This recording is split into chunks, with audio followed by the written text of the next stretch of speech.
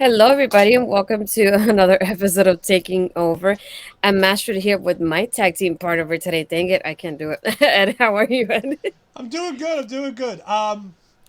Full disclosure: Astrid's running the show tonight because I wasn't able to take notes for the first hour of the show because I was driving. I watched the entire first hour, but I was driving, so I couldn't take notes. Sure, sure. Just excuses. That's all I'm hearing right now. But it's okay. It's time the people hear you host because on this side, other than solo shows, you've not hosted Taking Over. Good. I don't mind that.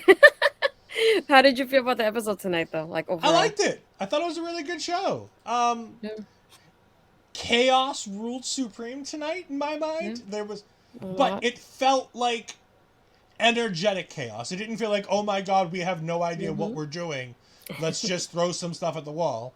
And by the way, while we're doing this, I'm going over ahead and throwing up some comments from all of our wonderful friends.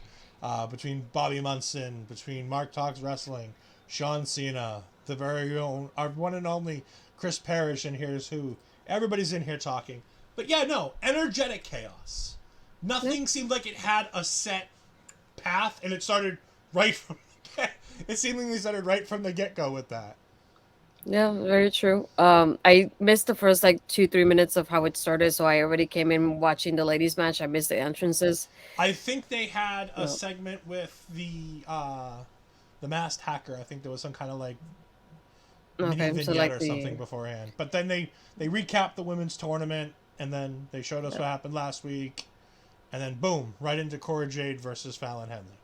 yeah. So one thing that I really noticed with this match and that I enjoyed was Cora was really focused on picking one of the body parts, which is something that I like when the heel does that, and she did that specifically in this match. I feel like usually she doesn't do that, and she was very focused on Fallon's knee and like taking away her speed by taking away that knee, like really focused on that through the whole match. I liked when that part of like when you think that Fallon's getting that momentum, Cora being the heel that she is, she rolls out of the ring so Fallon cannot pin her when she should. But overall, I enjoyed the match. I just felt like it was one of the matches that was short because I noticed by the time it was over, it was 8:08. So I thought between the way it started and the entrances, it was obviously less than 10 minutes. So I thought it was surprising for like an opener match for a match of the tournament. Did you feel anything like sort of thing with the timing of it? No, I knew it was short. I knew it didn't take long, but I think they did a really good job telling a very bait because they're not coming back to this. This Yeah. isn't a story we're running back to. It doesn't have to be a 20-minute classic. Because honestly, I don't. No offense, I don't think these girls are capable of a 20-minute classic. They can have a fine wrestling match like they did tonight. Yeah. They went 5, 6 minutes. They had a good match. Didn't seem like there was anything out of place. Everything seemed to flow. Fallon and Cora, ironically, had pretty good chemistry. Yeah. Commentary wasn't a total annoyance. And at the end of the day, when the match ended, I'm like, yeah, that's what I wanted out of this. It didn't take long. Cora won. The right person wins. The story gets told. Fallon's not where she needs to be in the next round of this tournament. None of the women who lost, none of the women who lost in the first round of this tournament are really ready, I think, for that next step. I think the only two that could be is that JC Jane, Gigi Dolan, but we all know why they're not in contention for the championship. Yeah. So I think it makes a whole lot more sense.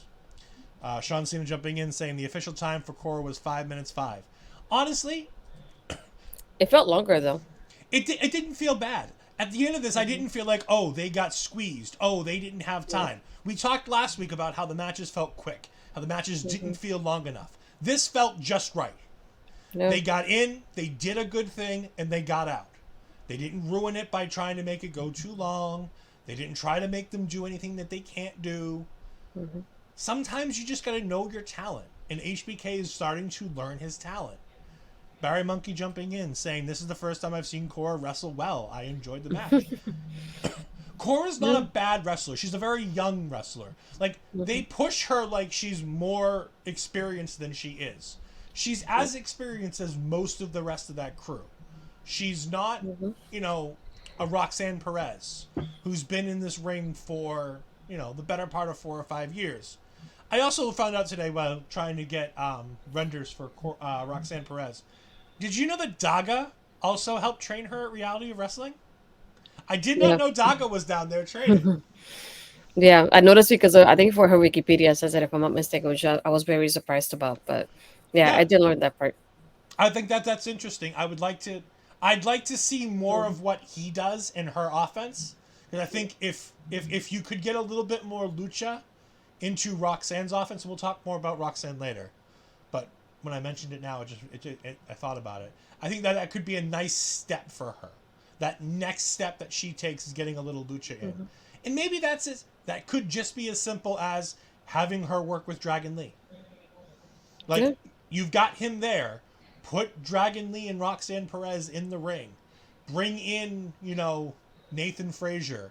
Bring in Noam Dar. There's a lot of these guys who do really good with moving around and high flying stuff like that. Bring in some of these guys and have them work with her. I think that would take her thing to the next level. With Cora Jade, I would do the exact opposite. I would start bringing in people like Gulak, people like Dempsey. Um, maybe get William Regal, standing in the corner and watching that match. I would get a lot of those people in to work with Cora because I think tonight proved that she's getting closer to that level where she can Mhm. be that next star. That promo that she cut, that little windowed promo. By the way, the windowed promos, I love this. This brings me back to my childhood. In the early '90s, this was the thing before every match. You'd have like these little windowed promos on people are making their entrance, and it'd be like a 30, 40-second cut intro where they would be able to cut a promo Mhm. because they only had an hour on TV, and they didn't want to waste time. So like throw in an edited vignette. Those things are great. I wish they would bring them back on Raw and SmackDown more often, as opposed to a 10-minute in-ring promo. Um, Mhm. Other than Mello, I don't think we had an in-ring promo tonight. Um, there's a lot of good things that are Um, happening. This show had a lot of good things happening. A lot of I things that think I'm like, I the want to see more. Yeah, I think the only one would have been West would have been the other one that was it started like a promo in that aspect and it Yeah, I changed guess to you could. everything else. But like a promo in itself just being a promo definitely just mellow tonight. But no, I feel like her work tonight and like in the match with Cora was definitely what her style should be like on moving forward. Because Yep. I feel like this was the even though it was so short, I was enjoying it because she was doing so well. So I wanted to see more from that style of her doing it and the way she was doing it. So I feel like this was like the smartest way for her to wrestle, and I also love that part at the end of having Lyra come in and looking at the championship. They both look at the championship like this is happening next week. That's such a like easy way to promote the match. And it happened with Tiffany and Roxanne later on, but I like having the like one in front of the other one facing each other, just looking at that championship of like that, like that goal that they have right in the middle between them there. Yeah, we got Dr. Wario jumping in saying, "Me too. I love the Windows promos." Going back to training, she needs to do work with Miko Satomura. Miko's down there. I want to say she is the head female trainer for the women's wrestlers at the NXT PC currently. There is no current head women's trainer right now, with Sarah Del Rey having left, Sarah Amato having left. There's nobody really I think that has that spot. But I can imagine that Fit Finley's down there doing work because I know he's been down there for a while. You've got Shawn Michaels. You've got Medusa in and out of there. I assume Miko Satomura is taking on the day-to-day training of some of these women's wrestlers. Like Parrish says, I agree. This is why I want Natalia or Tamina Mhm. back in NXT. I really wish that Tamina hadn't been drafted and we would have brought her down. I know she's getting up there in age where she can't do Mhm. as much, but I watched a match from her from about 6 months ago on main event against Alba Fire, and it was really good, and they had some really good chemistry. And I'm like, just bring her down there, let her be Mama Bear to some of Yeah. these young NXT women. Mark talks wrestling. Cora needs work with Charlotte, Rhea, Bianca. Well, yes, I mean, every woman in NXT needs to work with Charlotte, Rhea, Bianca to get better on a promo. Yeah, you can't miss with those people. I'm talking about people that NXT can physically bring down. People like a Yeah. Natalia. There are certain people that are on that level that you can bring down. You can't lose Charlotte for 6 weeks. I mean, you can because she takes off 6 weeks all the Yeah. time. But if you have Charlotte on the books and she's going to work for you, she's working on the main roster and she's working with everybody up there. Mhm. You don't bring her down. Keep Cora off the main roster. I agree. She's not ready for the main roster. And Parrish is, but the start. I agree. We're all on the same page. Cora needs work. She's doing better. But there are that veteran things that can just get her over the hump. There's these little things that can just get her over. Yeah. So right after we had Lyra and Cora just looking at each other with the championship in the middle, right after that, we kind of show backstage where there's several in the roster just watching the match as it was happening. We had Duke in the corner kind of grading papers as he was doing last week. And we have Kiana come in and interrupt, and her and Thea have, some back and forth in here. And I love what Kiana tells her the difference between watching as a fan and watching as a superstar, like her being the superstar in this aspect. And then she said, I'm the top tier of the division, but Thea kind of says that that's not true. So she definitely wants to go and defend herself going against this. And she asked her, it's like, oh, do you need like a permission slip for Andre? And then she was like, no, but I can talk to Duke. And Duke would be distracted. He just says yes. And Thea's like, yeah, the match is happening. And he doesn't realize until later what he really got her into in this I match. don't think he realized during the match what he got her into. No, he didn't either. And so I thought that was pretty funny, just seeing like him in the corner grading those papers. Yeah, sure, kind of thing. And he was the only guy in the background, like as this was all happening. So I thought that was funny as well. There's another great line in this where Tia challenges to a match, and Kiana's like, "Oh, great, a night off." And I'm just like, "That's great." Like, this was fun. Like, I don't like Thea Hale. We know, everybody knows I don't love Thea Hale. This was a good backstage segment. It gave us a reason to pay attention to Thea Hale. It gives Kiana another nice win to put her back on the level where apparently they think she is. Now, their opinion of where Kiana is and my opinion of where Kiana is are apparently two different things. That being said, with the current injuries, she's not wrong that she's in the top tier of this women's division. But to be fair, there are 3 or 4 at the very top, maybe 5. And then there's a big gap.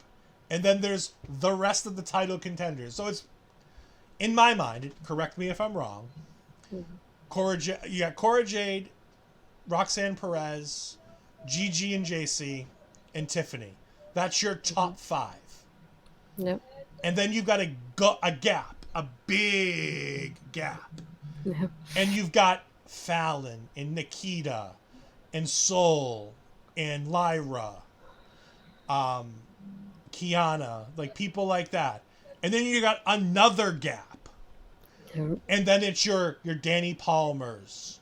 No, not even your Lash Legend yet. We'll wait a little bit further. Yeah. Maybe your Jakara Jackson, some of those. And then another massive gap. I mean, I don't think I can get on screen how big of a gap. And then a Slash Legend.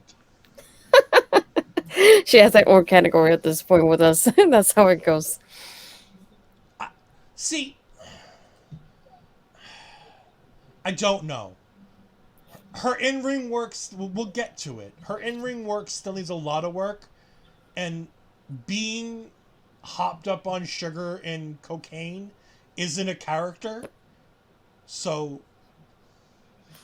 No, Booker D said Red Bull tonight. He actually mentioned Red Bull, like, during the match. He knew you were hosting, my dear. Yeah. He knew you were hosting. Apparently. But speaking of Red Bull, we want to go ahead and show off all the wonderful flavors that not Red Bull has, but that Rogue Energy has. And when we come back, I'll have a deal for you. Watch this quick video first.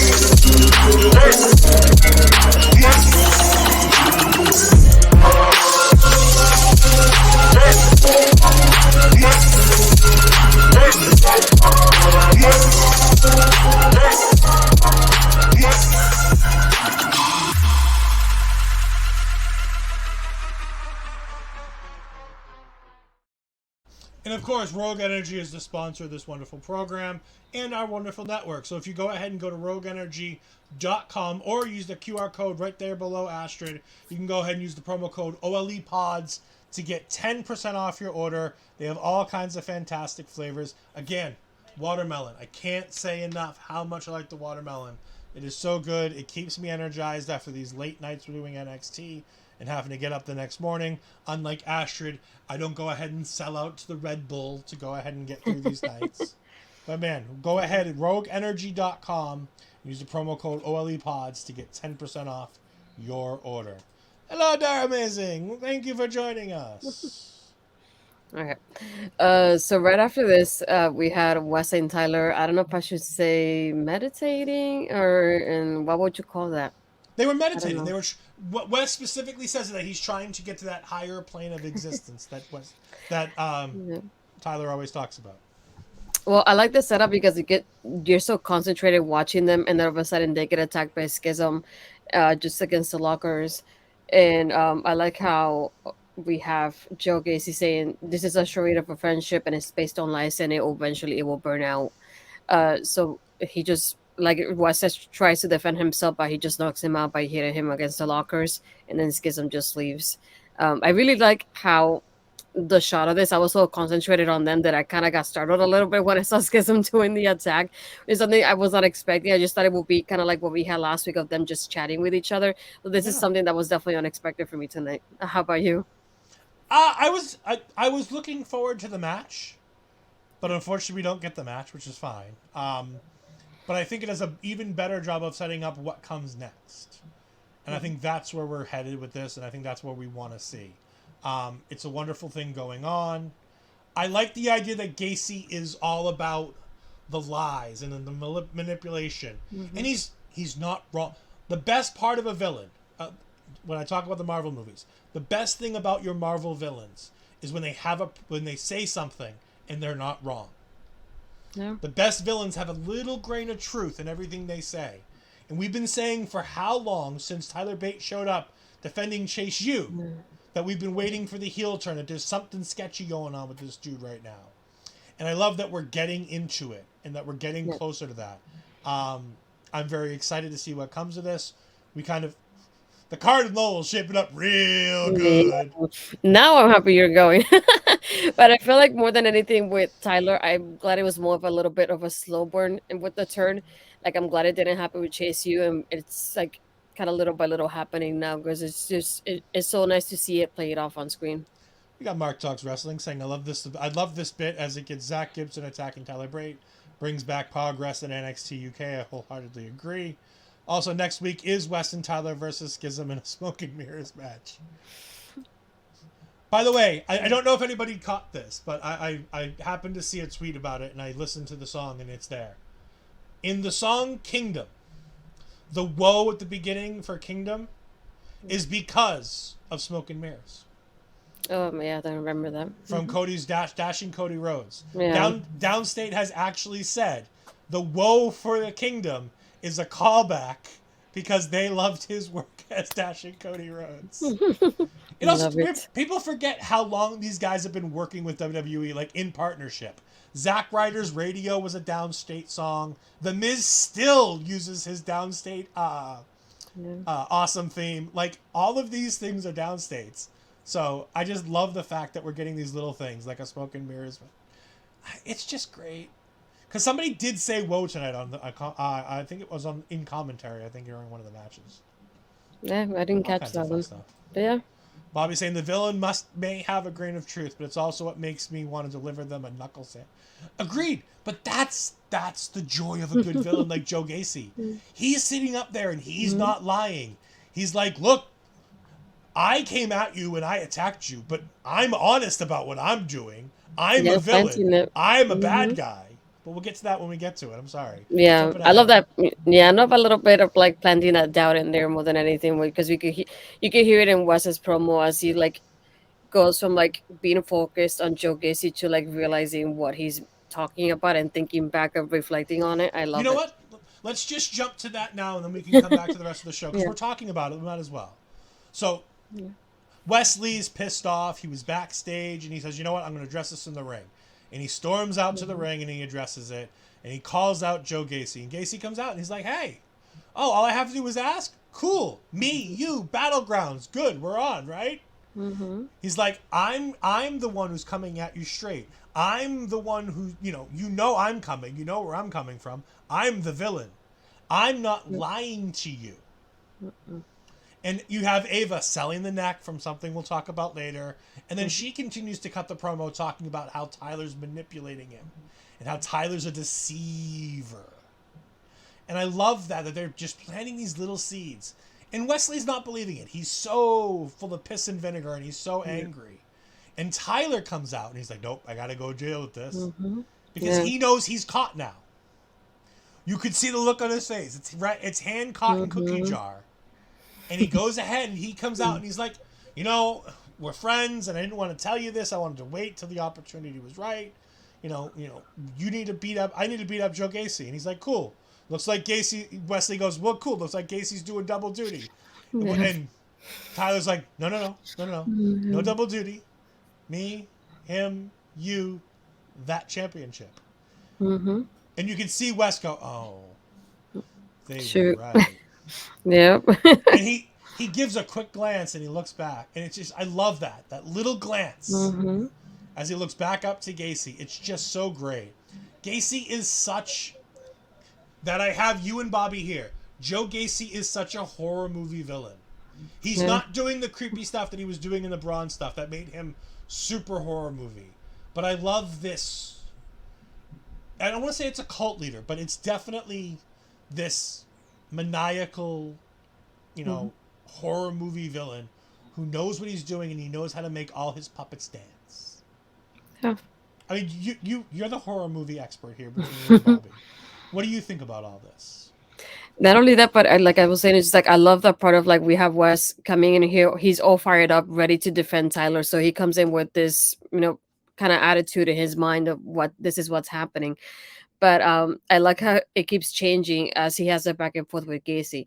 He comes in, and when Gacy goes, it's like, this is what Tyler wants. So it's like he's not being honest about it, and you can kind of see the wheels turning in his mind, and like how his attitude is like his demeanor is changing as the promo progresses. And I love having also that we have Tyler in the little corner coming from the medic room and kind of storming out, as like you're like, oh, he's coming out, he's gonna say something, and then having Tyler come in and say, oh no, it's like, I want to go against Gacy, and having like Westhoff going, yeah, so you're gonna go against him and I go against him, awesome. And it's like, we'll take him down together kind of thing. And then seeing that of like when he goes no, being like all three of us. And I like how he even Gacy says, break the news to the big strong liar, and that's what makes Tyler come out when they call him a liar. He tells him, Tyler's deceiving you. And he's like, I'm a sworn enemy face to face, or a friend that will stab you in the back like Tyler would have. But yeah, I love the back and forth they had in here, and just like the way that Wes realizes what's going on and have that back and forth of like he was right, and like I was deceived in that way, and based on like believing Tyler this whole time. That whole transition there from like the facial expressions to like the physical demeanor, I feel like it was brilliant from beginning to end. Yeah, it was a great segment. We're going to now backtrack a little bit and go back to the show. So we left off at Tia Hale. No, the beatdown backstage. Yeah. So after this is what we had. We had our champion arrive a few minutes late. Well, we'll forgive him this time around. We kind of gave Braun, crap for that before. So we had Trick Mello arrive, and on the way from going backstage up to the ring, they do see Gulak and Dempsey having a discussion with the referee. They look back, but they just ignore them and keep going. And they just call out Braun here. I did love one thing. I don't know if you noticed it. They actually, I don't know if didn't notice it before because I'm always doing back and forth with the notes. But I like how the nameplate for Carmelo said him at first, and then they changed it later to him as champion. I was like, I love the detailing there, even though like it would change like right after a second there. But he's calling out Braun, and just as he's calling him out, we have Dempsey and Gulak interrupt and say, you're not going to disrespect us. You just walked in. If, like, as the show has started, you walked by us, you didn't even look at us, didn't acknowledge us. And we have the back and forth. It's like, well, we had our match canceled, basically. So we're free to go against you guys tonight. And that's how this starts for, like, the match later on. I like the build up to this. So the moment they look back and they kept going, I was thinking, Yep, that's definitely their opponents for tonight. That's all I could think about once this was happening. But I liked the way they addressed them. I did like the funny part of like the crowd calling Dempsey Willy Wonka versus we had Ermelo coming in, with the nicknames that they had tonight. I think like that was brilliant as well. Yeah, I mean, Trick Mellow Gang is always a great promo. They come out. It was nice to see Gulak and Dempsey. I think it's a sign of things to come in the distant future, not the current near future, but the distant future for Charlie Dempsey, because I think he is a potential world champion, at least contender. I don't want to say he's going to win the title at some point, but I could see him challenging for the championship at some point. And I think it was good to see him in the ring with Mello. Um, those two styles are going to really, as we'll talk about later, they mesh really well because Mello likes to work with those guys who are a little bit slower, a little more ground based. And love him, hate him, say what you want about Gulak. Gulak goes in there and puts on a decent match with everybody he's in the ring with. There's a reason why he's with that company for so long. There's a reason why he's as respected as he is and why he's down in NXT. Helping people like Dempsey, helping people that he's been working with, beyond that, working with Hank, things like that. There's a lot of good stuff that Dempsey can do, and that Gulak is going to help bring out of some of these young guys. And if anybody thinks that Drew Gulak can't cut a promo because they haven't really let him, just go back to the cruiserweight, his cruiserweight championship run, and when he was chasing the title, and look up the things about Drew Gulak's PowerPoint presentations. These things are gold mines on 205 Live. They are fantastic. This guy is a riot. Mark Talks Wrestling. Charlie Dempsey has something in the ring I love. I want more matches from him, but longer. I think he's still missing that it factor. He's got the in-ring talent. He's got the moves down, but he's missing that oomph that brings it all together. Mm-hmm. Yeah. And we'll talk about it again. We'll talk about it later in that match. But Name Redacted had that same feeling. He was a great ground and pound guy, but he had that extra little bit of charisma to bring it out and to bring out the greatness that was more than just a guy who had wrestling matches. He was boring, but he had that it factor in the ring that he was captivating in the match. And I don't think Dempsey's there yet. He needs that captivation factor because he's bland and plain. And like I said about the Creeds in the beginning, and I was right then, because they're great now, but that's because they have character and they've developed a sense of humor. Personality and a sense of humor. They aren't the same guys that started in Diamond Mine. So Dempsey needs that next level. Gulak is going to help him get to that next level, or they're going to realize fast that he can't. And if he's anything like his dad, he'll get there. Bobby jumping in saying, in all fairness, even hiding right doing poetry would go on to it. Like, we all shit on 205 Live, and we should. That being said, because WWE didn't care about it, that's the reason why you crap on it. If you watch 205 Live, most of the wrestling on that show was fantastic. The story between Mike Kanellis, Cuck storyline and everything else aside, him and Drake Maverick had great stories on 205 Live. The matches that you would get for the... I understand it wasn't the fault of the talent. I agree it wasn't the fault of the talent. Because the things that Mustafa Ali did, the Cedric Alexander in his championship run, hell, even the stuff that was the end of that to the NXT reigns. When you're talking about Angel Garza, I saw a picture. He posted a picture of him and his dad today, and I saw it and I remembered Hector. Angel Garza and Leo Rush in that transition from 205 Live to NXT. There's so much good wrestling on 205 Live. And if you have Hulu in the States, it's still there and you can watch it.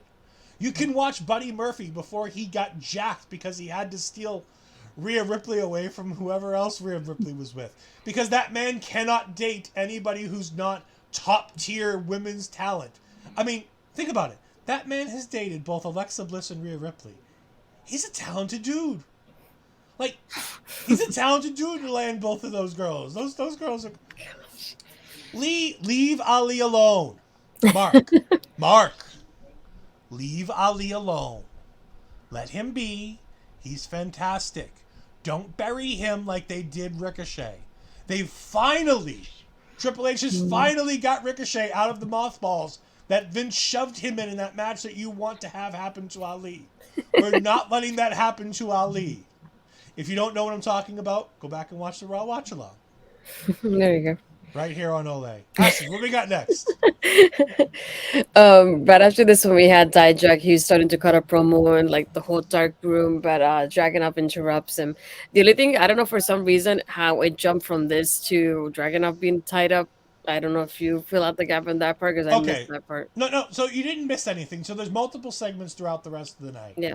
And it's so Dijak is talking about how he can break a man. He Hmm. wants to physically break Ilya.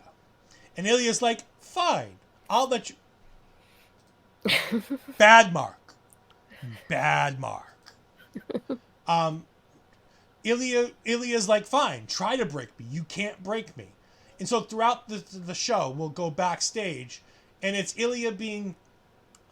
They want to make it seem like he's chained up. I don't know if he was. But basically, Yeah. he's letting Dijak just beat the ever living crap out of him. Hmm. And Dijak's getting tired beating the crap out of him. And every time Dijak thinks he has him down, Ilya's like, I want more. Yeah. I have a bad feeling that we're going to end up with this as a tag team. Like, I want the match. I want the match first, and then we can have the tag team. But I Yeah. think we need these guys as singles wrestlers. I think it's a bad idea to team them. But I could see the WWE idea of take these two guys together and basically Sheamus and Cesaro this thing. Like, I could see that working for the two of them. Mhm. That being said, I think they're worth more to the company right now as single stars. Because I I think wonder if we do get that singles match for Battleground though, and then after that, kind of realize of like they kind of respect each other in that way, and then they're like, yeah, we'll maybe be better off. that Battleground card is getting awfully full after tonight, so I don't know if Yeah, there's any room left. But or maybe trust the me, week before. if there's room for that match on the pre-show, because I could see that being a pre-show match, Hmm. having I'm gonna break a little bit of Kate. Having Chris Dijak back in Boston, the guy's from Tingsboro. He's literally from up the road. He taught literally where I live. He helped teach girls volleyball down the street, literally 5 minutes away. Hmm. Like, the dude is fantastic. He's a local hero. I would love to see him on this show. I don't think we're going to get it because that card is building fast and loose. And I don't think you can have both Dijak and Ilya and Gigi and JC on the same show. I think one has to give. And I have a bad feeling. I don't want to say a bad feeling. I have a Yeah. bad feeling for my ability to see Ilya Dragunov wrestle live. That I'm going to get JC Jane versus Gigi Dolan. I'm excited to see Gigi Jane versus JC Dolan. No, flip that around. Gigi. Damn it. That. And right on cue, Ol'Ed, you're on fire. I'm thinking you may just have to have a party night, say Thursday. We'll talk more about that later, Bobby. I would love that as a tag team beat the hell out of each other first. I agree. Hmm. It's Sheamus and Cesaro. Like, we've done this story before. It's fine. It works. But Melo's going to need challengers after Braun Breaker. As of right now, there's nobody. Yeah. There's nobody currently at the top of the because you took JD McDonough, who I think would have been the perfect next guy. But he's on the main roster. You don't have, thank God, you don't have Von Wagner, Zion Quinn, they're not there, but you know what I'm saying? Like, those I could Mhm. also see as those could be also No ran Waller towards. either. Waller's gone, but Waller and Mello kind of did what they could and Hmm. done and done and Yeah. over with. But when you start looking down that card, either heel or face, because Dijak's a heel, Ilya's a face, but I can see face versus face, Ilya versus Mello. I can see Mello flopping back and forth depending what side of the fence he needs to go on. I think you need these guys as singles. I think that there's way more that they can do as singles competitors than they can do as a tag team.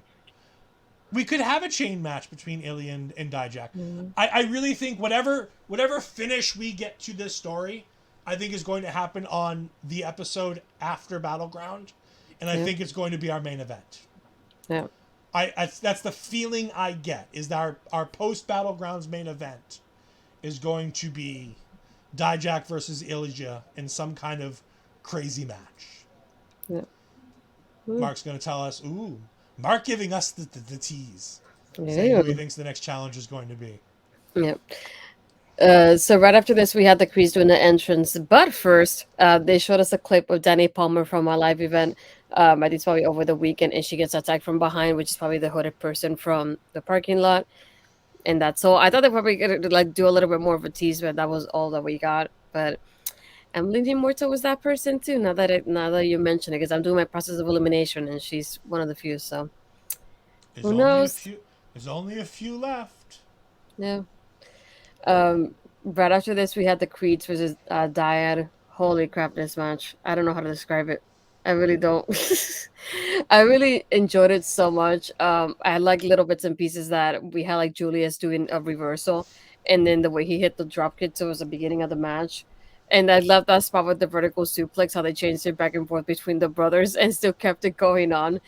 Um, and even towards the end, when Julius was in the submission and how he got out of it, like I love how that played out. And Brutus, the way he was pinning both of the members of Diet at the same time there, loved it. I also loved even the ending here because even though and the double 450 splash and the way it happened from like opposite teams, yeah, that was I love that spot. But I love the part of having I think it was Fowler if I'm not mistaken. I know he was getting Ivy distracted outside, Mm-hmm. so Brutus is taking care of him versus Ivy was involved with Ava. So you're probably thinking that the Diet is going to win the match at the end, but still we have Julius take care of the match and he gets the win for them, and we had Ivy celebrating with them. It just the distraction itself made me think that Zaya was going to win the match, but at the end we had the Creeds win it, and it just like this match I just loved it from beginning to end. Did you feel like the same way? Yeah. It's nice to see that NXT is, while beating them week after week, is Yeah. at least allowing them to show off their talent. Mm-hmm. They haven't put them in mothballs. They haven't put them on the shelf and been like, "Oh, good, you guys want to leave? You're not going to resign? Kunk, you're on the shelf. Have fun for 6 months just sitting there while nobody gets to see what you can do." Mm-hmm. They're showcasing these guys. It's good. Yeah, granted, they're not winning. You know what? Some you want out. You're gonna lose. You're gonna have to lose some matches. You're gonna have to look pretty bad. But at least you get to look good while being beaten. Mm-hmm. Yeah. Um, that I don't know what he did when he double pinned, but it was some kind of like fisherman suplex with some kind of Yeah. combo move. Like Mm-hmm. that was insane. Yeah.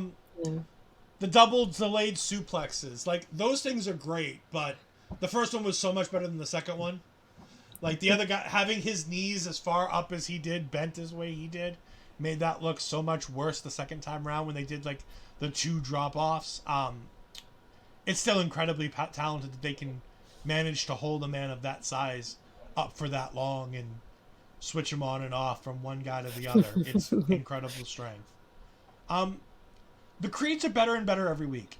And again, Yeah. I have no problem saying I was wrong about the Creeds. I was right, but I was wrong. Because the Creeds that we saw in the beginning that I said weren't going to get over were never going to get over the way they were. They Mm-hmm. developed a personality, which is what I said they had to do. They developed charisma, which I said they had to do. They're funny. They can cut a promo. They can be serious. They can joke around. They can put Ivy on their shoulders and do all the Ivy. Like they've checking all the boxes now. They're doing all the things they need to do. Booker T said it right. The Creeds are future World Tag Team Champions in the wings.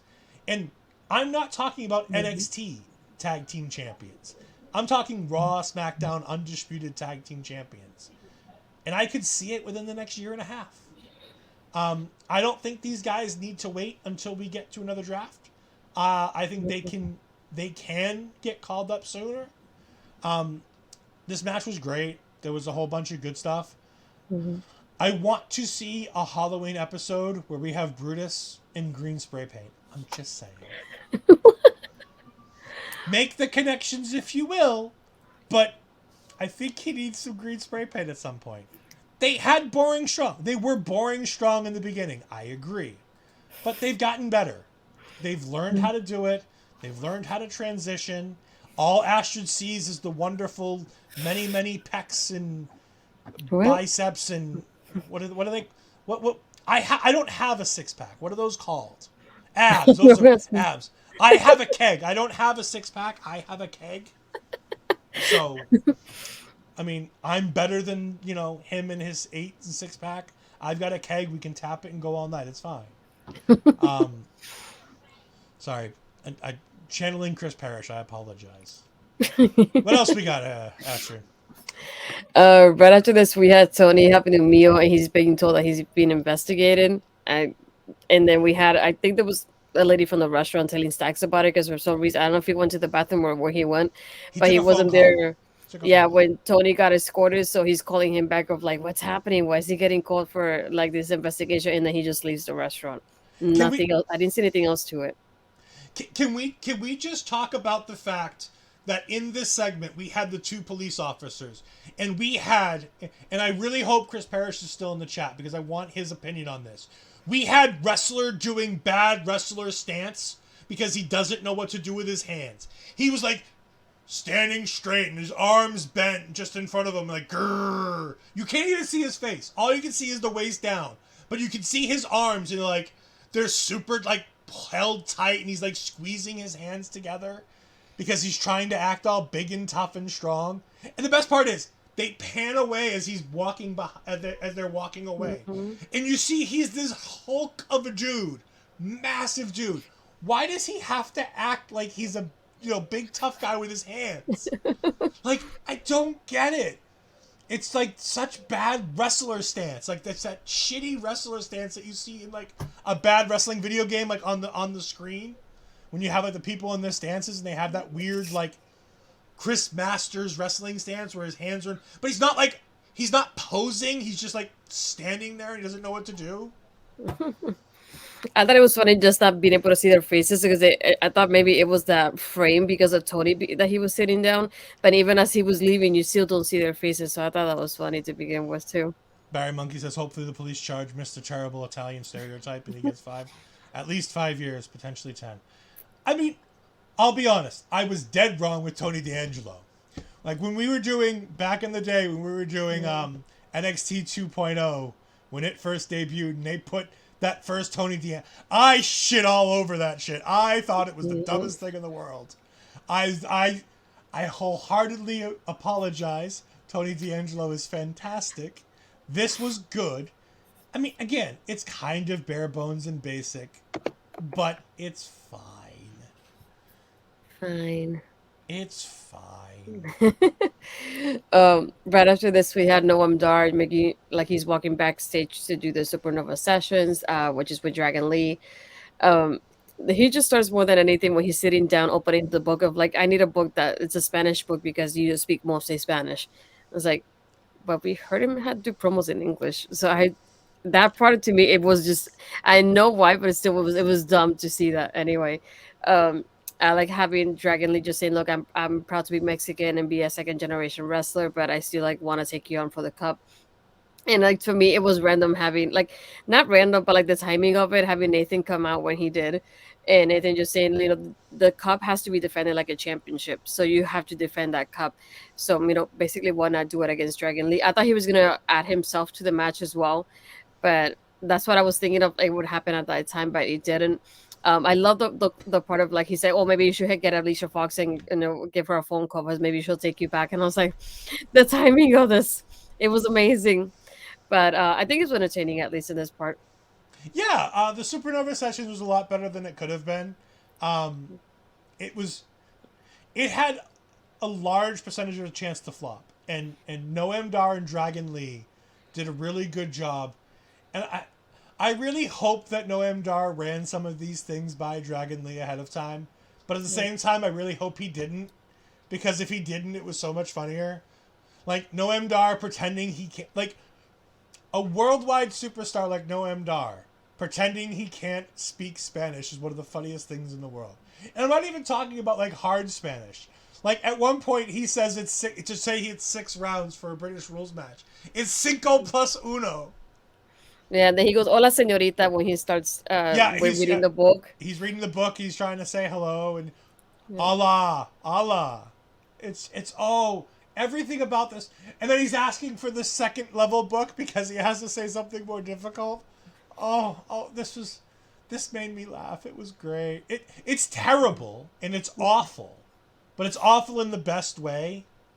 Um, yeah, I think Nathan Frazier's a little bit of an oddball here. I have a feeling that there's a heel. We've been saying it with Tyler. We're saying it with Mm-hmm. him. I have a feeling there's a heel turn coming. Yeah. I've been feeling heel turn from Nathan Frazier ever since he said that he had that revelation to do something different. I've had a feeling he was going to turn heel. Mm-hmm. Um, but so far so good. Mark Talks Wrestling saying love Noam being Noam. Yeah, he was great here. Dragon Lee playing the straight guy was great. Being like, no, I speak English, we're fine. And it being reiterated by Nathan Frazier later that, yeah, no, he's been speaking English for 2 months. You're good. He can speak English. Um, it's great. It's fun. Um, but you know what else is fun? Busting Out is fun. And this Sunday, Busting Out has a very special guest. The one and only Bomaye Fight Club, Alex Kane from MLW, is going to be joining our lovely gentleman this Sunday morning. So make sure you go ahead and check that out. Get in there live in the chat and to be able to ask your questions directly to the Suplex Assassin before he comes and suplexes you. And trust me, you don't want that man chasing you down. He leads the Bomaye Fight Club. And he a big dude. Yeah. So make sure you check him Um, out. right after this, we already mentioned it was the Dragunov and Dijak when he's like, "Oh, is that enough?" And he said, "It's not even close." Right after this, I figure you would like to talk about your guy Mello. So it was the Trick Mello versus Dempsey and Gulag. So do Yeah, the honors and talk about your this was person. this was great. I mean, there's not a lot to talk about Mello here. Like I want to talk about Mello, but there's not a lot of Mello to talk about in this match because obviously selling the injury, they're letting Trick do a lot of the wrestling. And again, unlike last week where it's like, oh, Braun Breaker's in there, we don't know how this is going to go. This is Drew Gulak and Charlie Dempsey. Trick Williams is in there with two of the safest and most talented dudes Mhm. in NXT from an in-ring perspective. Like I said, Charlie Dempsey's missing that it factor. Yes, but in ring, he's going to make Trick look like $1,000,000, and they Oh, did. yes. Trick Hmm. was really good working with Dempsey in this match. There was a little bit of him and Gulak. I liked how they had Gulak in with Mello. I think Mello might actually be carrying a small injury because they had him in there very little, Yeah. and they had him in there specifically with mostly Gulak until the very end where he hits the Mello don't where he hits the um, what is his finisher called? I know they say that Mello don't miss, but I know it has a name, and I can't for the life of me think of the name. The diving leg drop. It's fantastic. Hmm. But it's a good match. It's nothing to write home about. It's not the greatest thing that's on the show. Um, but it's a good thing. It put Charlie Dempsey in with Trick, and it put Charlie Dempsey in with Mello, and he felt like he belonged, and that's good because, like I said, going down the line, if Mello holds his title for 6 months, 8 months, I'd like to see a program with Charlie Dempsey. I think this can be revisited at some point, and I wouldn't be upset about it. I think there's a chance, but like I said, Dempsey needs a little bit of oomph. He just needs Hmm. that extra little bit. He's just a little too bland for my liking. Like Duke Hudson. He's a little bit too bland. Now, Grant, I'm not talking about Duke Hudson now. I'm talking about Duke Hudson 2 years ago when he was working against Cameron Grimes and he was playing poker and being a poker player. That Hmm. Duke Hudson was bland and needed Yeah, that something. was terrible. And they found it. Hmm. Pairing him with Chase U and giving him that thing and having him paired with Index. Now, granted, we didn't love Duke and Persia. Persia.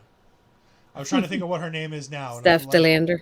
yes, she's getting in all kinds of trouble online. Apparently, oh God forbid somebody takes a photo and you don't credit them. God forbid. Mark's coming in. Like I said, I'm not running down Dempsey. He's young, he's got work to do, and he's got a dad who can teach him. Like, it's not the end of the world. This guy's gonna be fine. They're in developmental for a reason. But like, Mhm. I'm excited to see what comes next from him. I'm not writing him off like he has to go away. We'll save that for some other people. Um, there was one that, well, we already saw her, Lyra Valkyria. She can go away. Jeez. They're amazing. I feel like Charlie has some, agreed. I think Charlie has a lot of Mhm. potential. But Mhm. again, he's missing that it factor. Mhm. You know who he reminds me of? A young Bobby Roode. They wrestled two different styles, but you remember that you watched a lot of Impact at that time. You remember Mhm. Team Canada Bobby Roode. Team Canada Mhm. Bobby Roode and Beer Money Bobby Roode are two totally different dudes. Yeah. Same guy, different personalities, different. He he Yeah. found something in him when he started Mhm. doing the Beer Money stuff with James Storm, and it's not all people want to credit James as he's the one who pulled it out of Robert. It's not. It's not that. Me and you need to do a classic Impact review through. I think that would be fun. Anyways, back to NXT. Before we get too far, yes, Beer Money was Mhm. epic. Two really great dudes. But Charlie Dempsey reminds me of a young Bobby Roode. He's missing Mhm. that it factor that made Bobby Roode special. Once he finds that, he'll be good. I think just a matter of giving him that kind of storyline that will kind of like bring it out of him. Like Yep. we saw that with Duke, having that poker was definitely not it. And you keep trying until you find that kind of storyline that brings out a new character that you think I can develop from here on out. And I think that's what he needs, that storyline that will kind of give it to him and give him that kind of character that he can say, this is what I can do. And this is how I can connect with the crowd and get like a better reaction and a better personality out of this too. Because if he doesn't, and this is no knock on him, because anybody who knows what I think of this person, um, I'd like to be serious for a moment. Lance Storm. I could see Charlie Dempsey being Lance Storm 2.0. Somebody who doesn't get over, is a great in-ring talent, but never goes anywhere to the highest of highs because he doesn't have that it factor. That's where I think he could end up if he doesn't find it. Mhm. And I hope he doesn't, because as great as Lance Storm is, and like I said, Lance is great. I love Lance. I think Lance was great. But he's not there's a reason why "Let Me Be Serious for a Moment" was considered a comedic line by Vince McMahon, because Vince wanted to laugh at him. Right after this, we had the JC interview. I like how she starts with Mackenzie being like about her hopes of like, how do you feel about like going against somebody like Roxanne who used to be a champion? She's like, oh no, I'm going to lose. She's like, really? What did you think I was gonna say? I like her having not only this interview but like connecting it back to her feud with Gigi and saying like Gigi failed to win that championship. Gigi failed in so many aspects of her life, and then when she closes it out by saying, I'm gonna picture Gigi when I go face Roxanne tonight. And I love that connection there of like, even though I'm going against Roxanne, like my way of fighting through this is just to picture Gigi instead of Roxanne in that role tonight. And I like how she ended like the interview on that note. What did you think about it? It's a good JC Jane promo. You know, it wasn't a long promo. There wasn't a whole lot that she can do here. It's building a match that everybody and their mother knew she was going to lose. Yeah. Um, it's fine. Again, I know I crap on JC Jane, but that's only because I really like Gigi Dolan. She's fine. She's going to make a fantastic women's wrestler. Um, she's developed a character outside of the thing. Once she gets rid of the trash version of the Toxic Attraction's theme song and becomes her own woman, because I think that's the one thing she's still got that I think is holding her back, is she's wearing the Toxic Attraction attire. She's still using that trash version of the Toxic Attraction. Because the theme song literally goes, JC Jane, in the beginning. Like it used to say, toxic. Like, it's a trash version of the Toxic Attraction theme. Mhm. When she when she breaks free of that, she's going to be better off. She wants to be Seth Rollins. She doesn't want to be Roman Reigns, who gets I left was with, just thinking that. like, Stop. she's feeling like Roman Reigns. Not that she's being pushed down our throats, but Yeah. when the Shield broke up, Dean got Mhm. his own crap that he got to do. Brand new music, brand new attire. When Seth was out of there, he was suited and booted, and he was part of Evolution and part of the Authority. When Roman left the Shield, you know what Roman did? He kept the Shield It was music. He still the kept the Shield. vest. He Roman was the Shield with one dude. I was just literally thinking this reminds so much when the Shield broke up and Roman was still the Shield with no shield, and No, like having the same attire, same things, same everything, and then people were just like at the point of like, how come you're the only one sticking to this? And that's why I'm glad he had that character change because it felt like it was needed at the time for him to have like new theme song and a new attitude and a new kind of look to him because he wasn't wearing the same attire as usual. So I feel like this is exactly what she needs to. I saw live with Mandy Rose less than a month ago. She is entirely happy with what she's doing. She's not thinking about wrestling. She's not training about wrestling. While she says that she misses wrestling, at the end of the day, she's enjoying what she's doing. She's making a killing being a model and doing signings and things like that. She's happy just doing her own thing. And we ain't seeing her in a wrestling ring anytime soon. Like she even there were people talking about getting set, photo sets, with her in ring gear. And she's like, I don't even know if I can fit in my ring gear considering the workout change that I've made. She's changed her workout regime. Not that she's putting on muscle or that but she's getting bigger in places where her ring gear might not be able to hold and it's not going to make a good photo. And she was very clear about that. So if she's not even able to fit in ring gear, there's no chance that this girl is getting ready to get in the ring anytime soon. So, as sad as I am that I'm not seeing Mandy Rose, we're just gonna have to live with it. Paris says, but if JC does a Toxic Attraction ripoff, I'm fine with it. But like I said, I just don't want it to be 5 years from now and she's still like Roman being the one man shield, the one lady Toxic Attraction. I think if they should separate her from that, like they did Gigi, and give her her own thing because she's got it. Unlike Dempsey, she has the it factor. She just needs to get the rest of her things that are around her back to where she needs to be. Yep. Next up, we had Trick Mello trying again to call out Braun Breaker, as he calls him out. Braun is showing on the screen, and he just says, I had to make a pit stop on the way to the arena, and I swear I thought he was gonna be in Carmelo's like family's house. I was just thinking of when they pan out, he's in the house, like sitting down with the family all around him. But when they pan out the camera, he's at the barber shop. He's like, it's okay, I had to get like a little cut and everything before our match, so there's just a pit stop. Like I'm on my way there. But I literally I was waiting for it to be like his whole family around and just his house. That's all I expected from this. But I like having the barbershop because I feel like at this point we see them like family to him with the way we have promos in the past in there as well. So it had the same kind of meaning in that sense of it. Yeah, absolutely. This was a great little thing. It wasn't what I expected. It diverted my attention, and it gave Braun Breaker a little bit of a chance to be on the mic, not folding like a little piece of paper, which he did later on in the night. Yeah.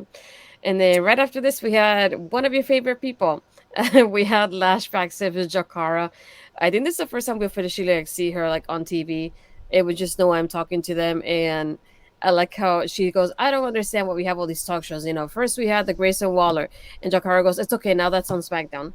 And then she's like, I don't know what we have this, and I don't know what we have you here doing your Supernova sessions. We missed the lashing out, and then I like when they leave. Nomar is talking to the cup, and he goes, I don't know about that one. I must have missed it. I love him being himself as he was talking to the cup when he said that, and I Yeah, love having the girls come back the way they did because we haven't seen Lash in quite a while, and I think like I said, I think it's the first time we see Jakara like on NXT on screen like this. yeah. It's fine. Um, if I have to see Lash Legend, as long as it's lashing out, it's probably the best. Yeah. If she has to be on my screen, I'd rather her not wrestle. So, if lashing out is what they're gonna do, she talked about Nathan Frazier, Yeah, in and the show. there was one other one. I forget who else it was. She said, I don't remember. She said It Grayson was Waller, Grayson, Nathan. Nathan, and Noam Dar. I believe it was the three. Oh, was it only those three? I thought there was one I more. think so. I can't think of any other stock shows though, so I was having a hard time with. But I yeah, think those were the it was the only thing fine. that I noticed. It was fine. Yeah. Again, Noam's the best part of this segment. Yeah. I like how we went from one of your favorite people to another one of your favorite people, and then so you have Tiana versus I mean Thea versus Kiana. Um, I feel like I really don't have much to say about the match in itself. I feel like it was a good showcase for Thea because we had a couple of times that she was doing well in the ring, but it just, of course, we had Kiana winning at the end of the match. Duke was not paying attention to Thea; he was grading the papers as he was at ringside, as she's trying to get him to like hype her up, but he's paying attention more to the papers and to the match in itself. But yeah, there was nothing to it that I can just say like that really stands out or I can highlight in the match. It was just a way to give Kiana that victory there. What were your thoughts on the match of one of your I favorite people? I was Duke Hudson in this match. I didn't really want to participate. I was eating dinner. I thoroughly enjoyed my Domino's pizza.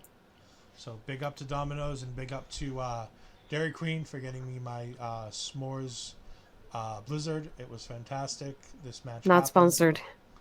Not sponsored, but if they want to, we'll gladly talk about them every week and whatnot. No, Tia did fine in this match. It was a good showcase for her. It gives Kiana the win that she needs to keep her elevated into that next level.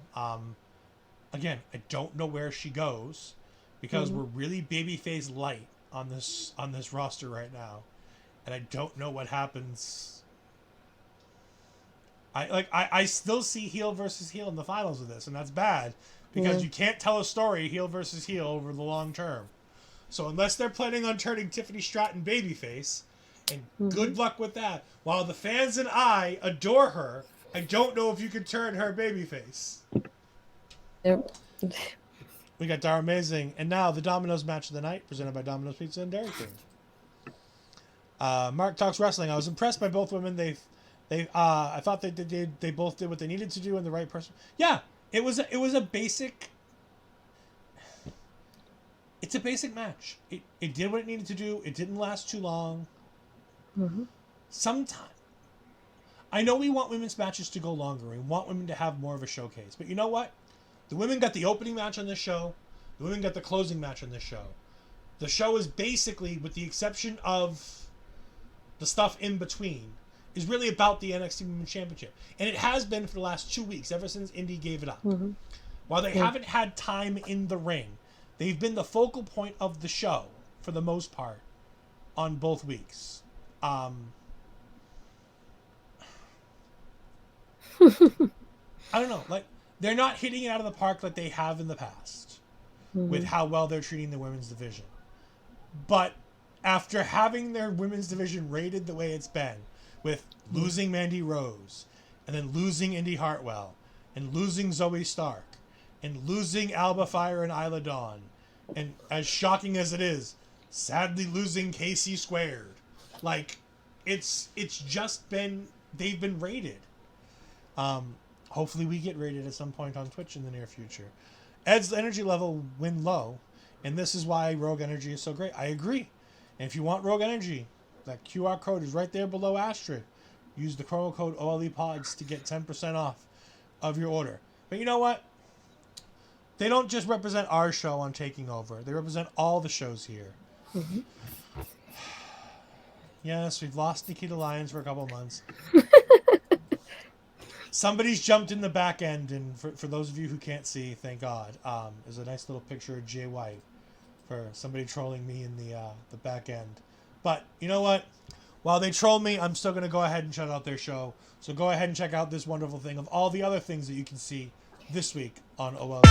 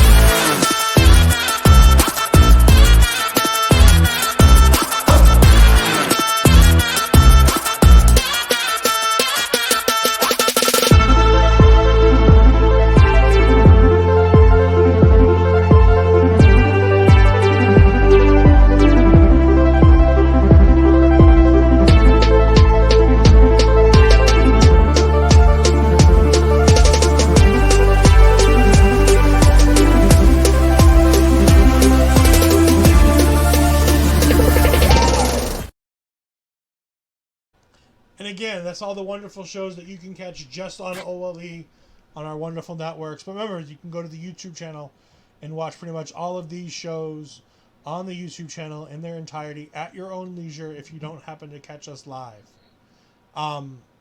Astrid, what we got next? Another set of your favorite people. I love this all in a row. It's just the incredible timing for me. I love it. You had Hank and Tank backstage. Tank is just showing up that he has a new tooth after what happened last week. I forgot this And happened. I love how I reminded you of by just saying it was your favorite person. But we had JBBJ arrive and just tell him, it's like, oh, we beat each other up and it brought us closer to something that we needed in our relationship as a tag team. So maybe you need a little bit of something of that. So Tank goes, maybe we should do it. Maybe we should just, make it happen next week. And then Hank is just looking at me like, what do you mean? And he goes, we should just go against each other. And like, I feel like it will help our strengthen like our, us as a tag team and our bonding experience and us as a team moving forward. So he's like, how about we do it one-on-one next week? I just thought it was funny, especially seeing him. He's like, oh, we're not gonna be winning any tag team championships because of our looks, is what I think told him about all things. But no, I like how this is a fun tag team, just like JBBJ, just starting in that aspect and getting that foundation there. I thought it was pretty funny though. So, as with some things, it's always, people have been wondering. Like, Yeah. I don't understand why people think I have these terrible hard reactions. They're trying to win me over. I still hate them. I still don't like them. They're working hard at it. I like Tank a lot more than I like Hank. But then again, I don't like Hank at all. So liking Tank at all is a little bit better of a thing. Yeah, it will be a match. Hopefully it's a no contest, and hopefully the guys disappear and throw themselves off the pier that Tony D'Angelo throws everybody else into, that they never come back again. I just don't. It is what it is. I don't. It'll be fine. It'll waste some time. You have to understand, next week's show is me physically checking out as I'm just waiting to get to Sunday. Because I'll be days away from Battlegrounds. And I'm not going to give two shits what's on next week's show. As long as Tiffany wins next week, I don't care about anything else on next week's show.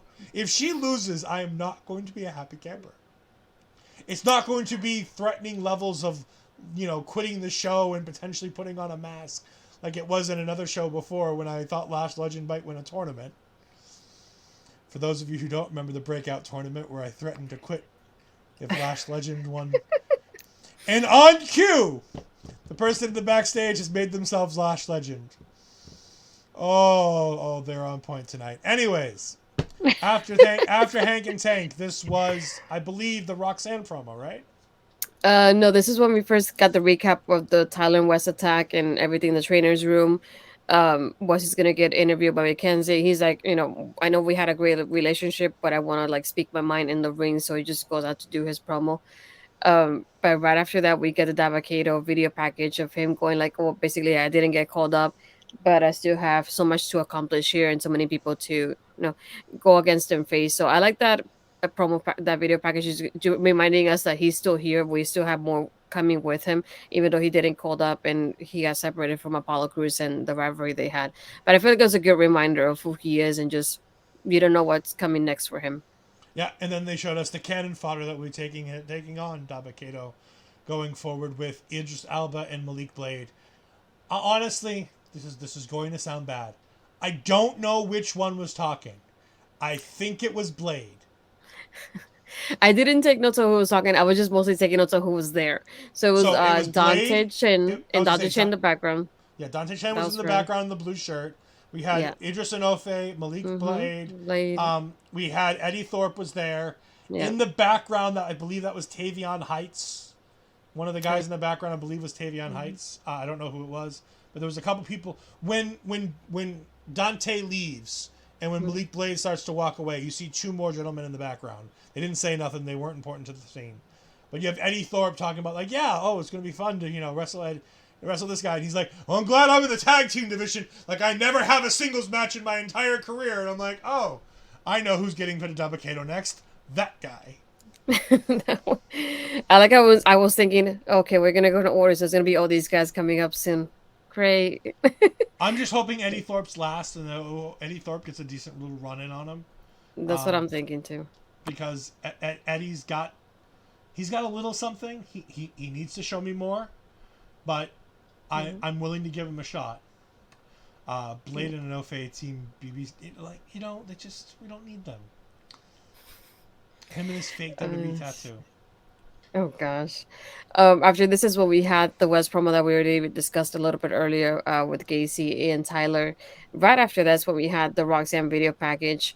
I love having her in this video package, like having a rundown of her career the last year, and her saying like I won the breakout tournament, and I won in the championship, going against Mako, being in the Rumble, and she has like a mood board with the vision board with everything that she's done the past year.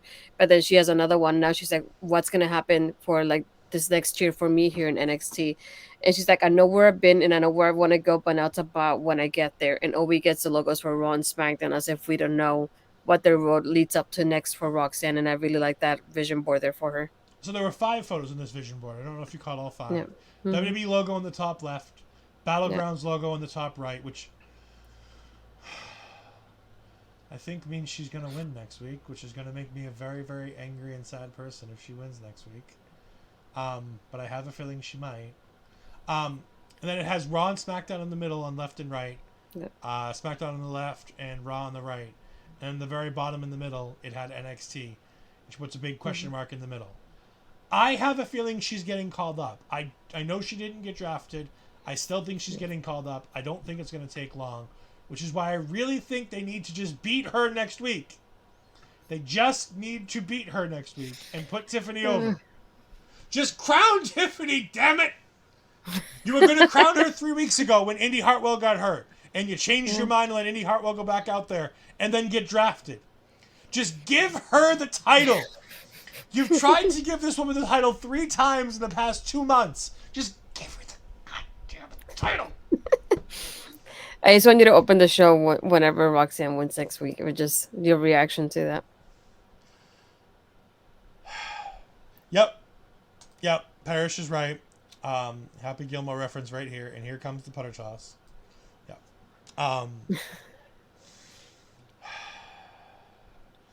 After this, After this, we had Vaughn backstage. He's talking with a lady. She's congratulating him on his Raw appearance. And then he sees Robert Stone arguing with your favorite lawyer, who still, I don't think we still know his name. Luca. Well, there you go. And then he just argues with him and threatens him. And Stone's like, "Whoa, I can't believe you defended me." As he saw them arguing, so it's like that was pretty much it for me on that, and I didn't find anything else Yeah. like at for that one. And after this is what we had Roxanne versus JC. Again, I enjoyed the match. I'm glad I feel like it was a good timing for the match in itself. It was a good way to like start with JC being in control and then turning towards Roxanne having control. Yeah, I felt like there was nothing really, like I said, like it stood out to me. I feel like it was well balanced between both girls on this match. And I love having that after Roxanne win. It's like similar to what happened at the beginning with Cora and Lyra. We had Tiffany and Roxanne just staring at both of the championship as the championship is standing in the middle between both of them. And as this is happening, all of a sudden we get Gigi attacking JC after the match happened out of nowhere, like very quickly.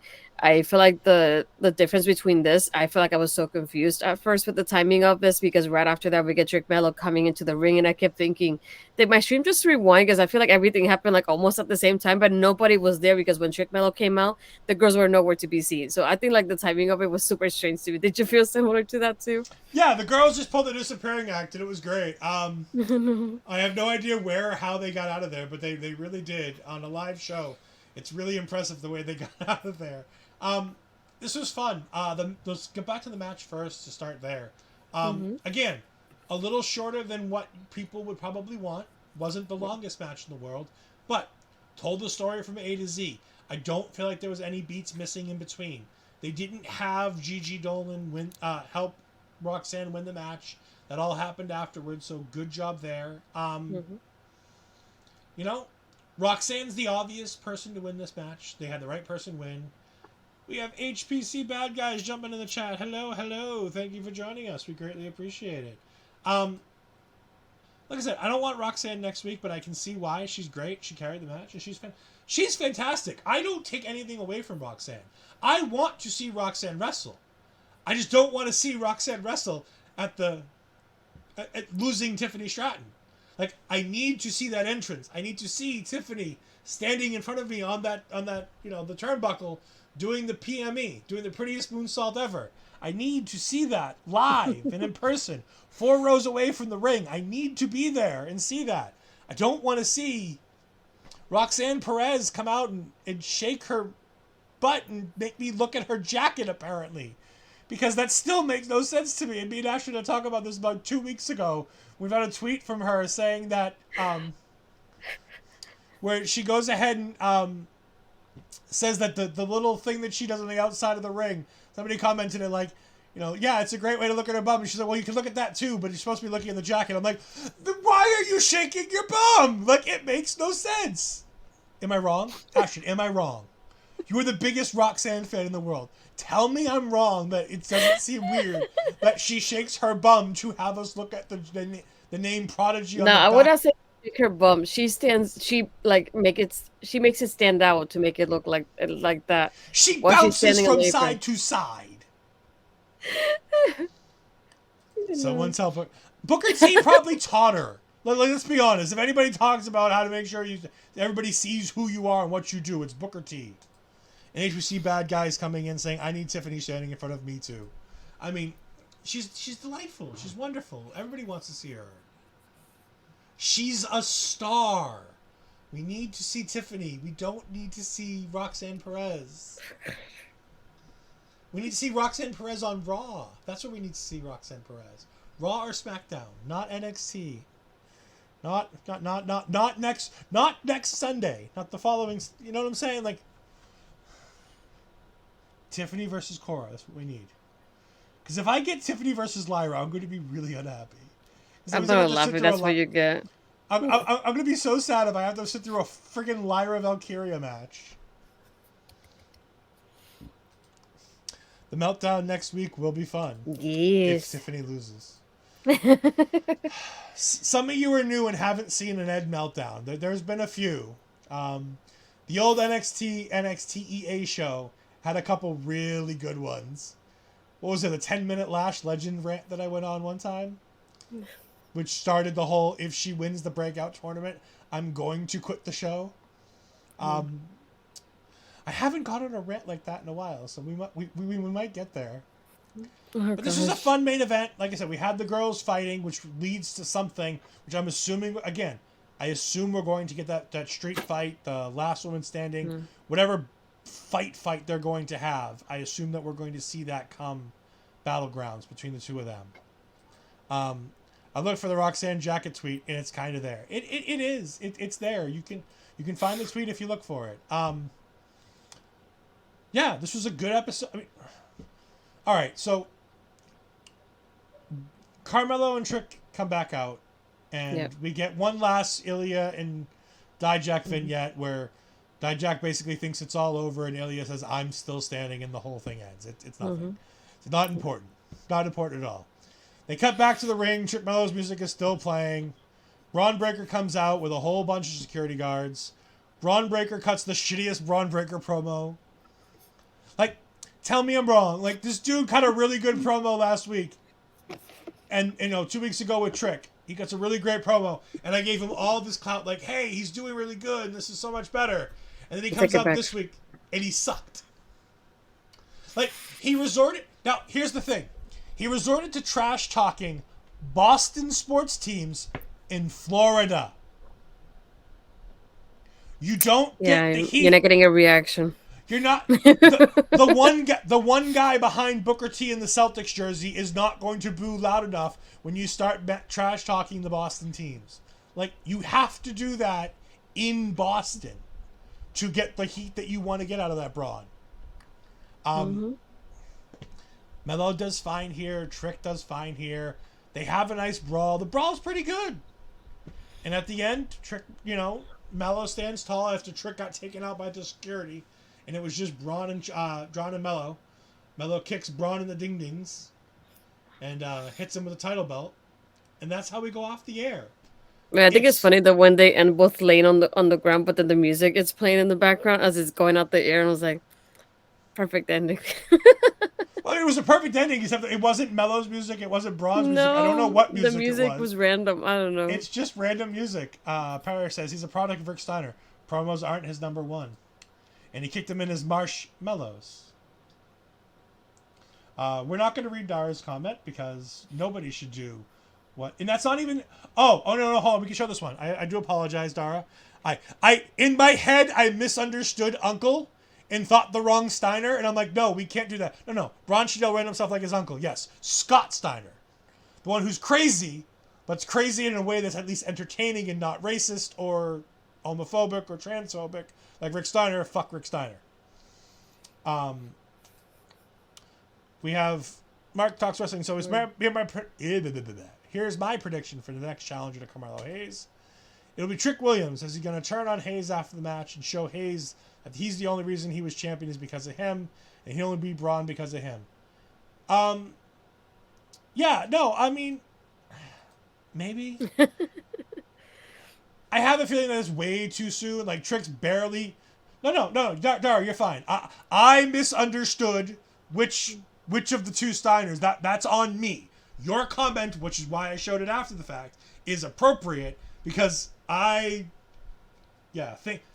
thinking is not Ed's number one. I agree. I took the road of better safe than sorry, and then realized that you had it correct. Screaming things like his uncle is more than okay. Screaming things like his dad is bad. Mm-hmm. So, Dara, you're all set. I apologize. I didn't mean to call you out. Listen, I thought it was a surprising thing coming from Dara. I'm like, that's weird. Dara's not one of those. And then I realized, oh, no, I'm reading it wrong. Back to Mark's point about Trick Williams. He's just started. Oh, no, wrong. The comments moved.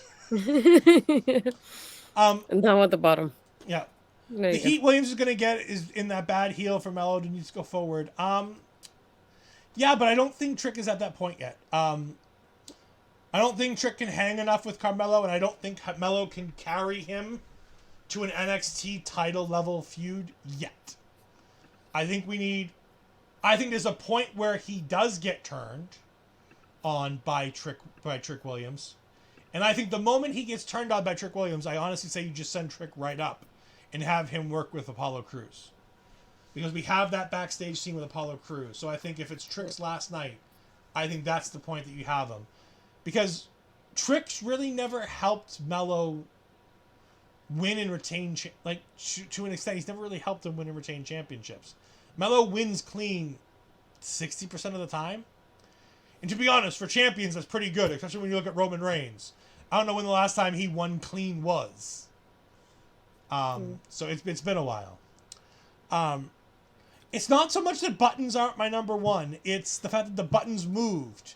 Because Yeah, there's something moved. I saw that. Somebody said something as I was about to click on it. It is what it is, Parrish. Speaking of things that aren't my number ones, we're going to go ahead and talk about all things that are Astrid's number ones as she tells us what she's got coming up this week. We got a Thursday making an impact with Cody. Friday, Ladies Fashion Showcase. Hopefully at 6 p.m.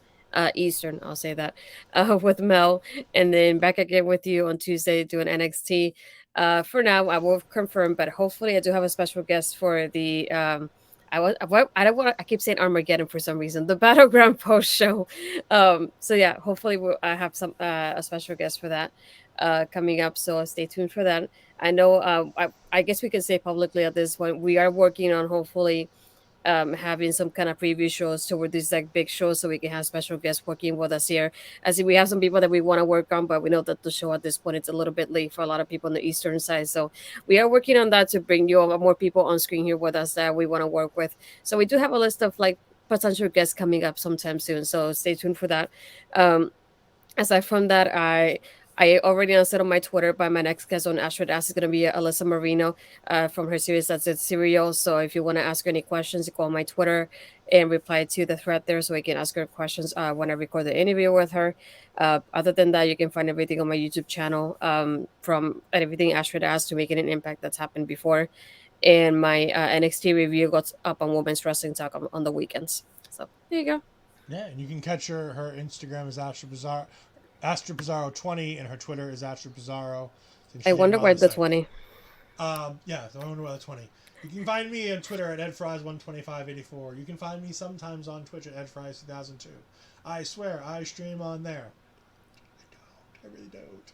You can catch me tomorrow night, right after AEW Dynamite. Well, shortly after AEW Dynamite, when me and my friend Chris Parrish are going to be going ahead. We have changed Wrestle Draft. It is no longer going to be Saturday afternoons. It is going to be for the near future and possibly for the long term.